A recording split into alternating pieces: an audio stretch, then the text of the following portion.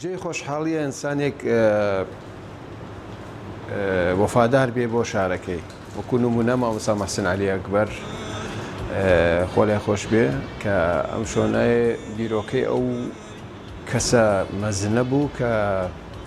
توانی بە علاقاتی شخصی خۆی ئەم شۆنە دروست بکە. طبعاً ئەوەی کە دروست کرا لەلایەن برادەرێکەوە کە فاروق مەلەمە سەفا بوو کە وتی گەرەکمە هەدیەیەک بکەم بۆ خانەقین، وتی من گەرەکمە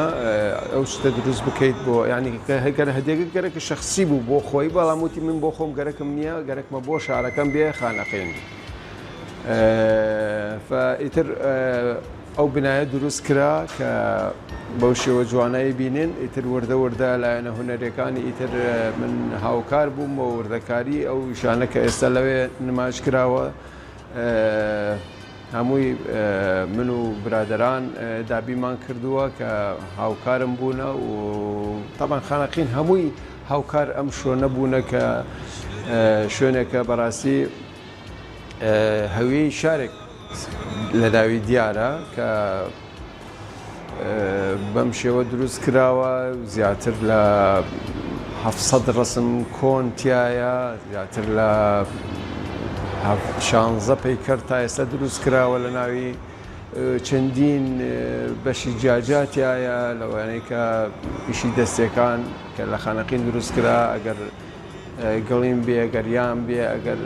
دەست کرد بێ و نەجاری ینی کە دوڵا و دڵدڵ و ئەو شتانە بوراق ئەڵێن پێی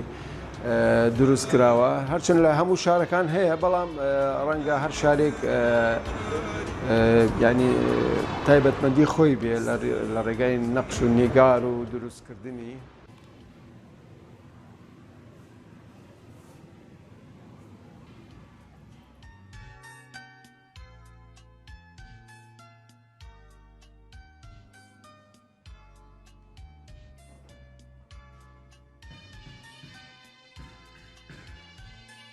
نام هدا علی پەیمانگەی هونەرە جوانەکان تەواو کردمە و ئەی شۆنە نزیکە لە هواەتم، ینی وەکو من فنون و ڕسم و پەیکەر و پەیکەرسازی و ئەو شتانە تەواو کردمە. ئەم شۆنە زۆر پێم خۆشە، لێلا بەیانیان تێن خۆم برادرم خۆبەخشین لە ملا بەیانیان خەڵک ئەوەنە فرەنیە کە من وەکو میوان وەفد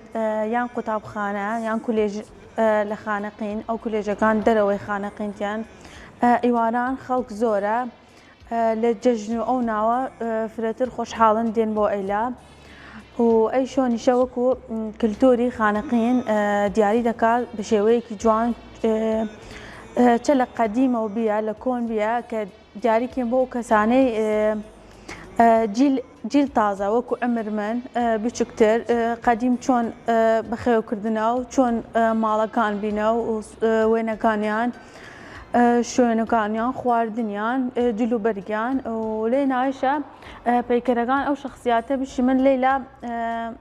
نقطەیان بیە، شوون خۆیان دانانە ناویان هەیە لەسەر تەجسیدیان کردینە لەسەر پەیکەر خۆی ئێمە خۆبەخشین. لێلا دوو کەسین بەیانیان دێن ئەم شوێنەیشە وەکو ماڵی خۆمان، وەکو ماڵی دوومە. ئەو شوێنە خۆشمان حەزمان لێیە تێن ئەوانەی خەڵک چشتی شیواننە چشتی خراپ شوێنێک پێسە خۆمان پاکیکەین، خۆمان بەخشین بۆ ئەوەی شۆنە وەکو نمونەیەک وەکو نقطەی شارەکەمانە. کەسی مەثەلەن لە دەرەوەی شارەکەمان دێت سیر بکەدن و ئەم شوێنە شوێنێکی جوانە بێ بە پاکی، هەر ئەوەی لە ماڵ وەختە میوانتێت خۆشە ناوەگەمان پێس بێت نا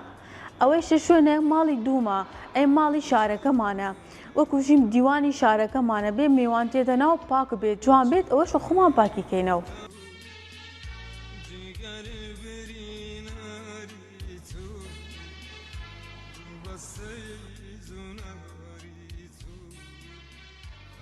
Sen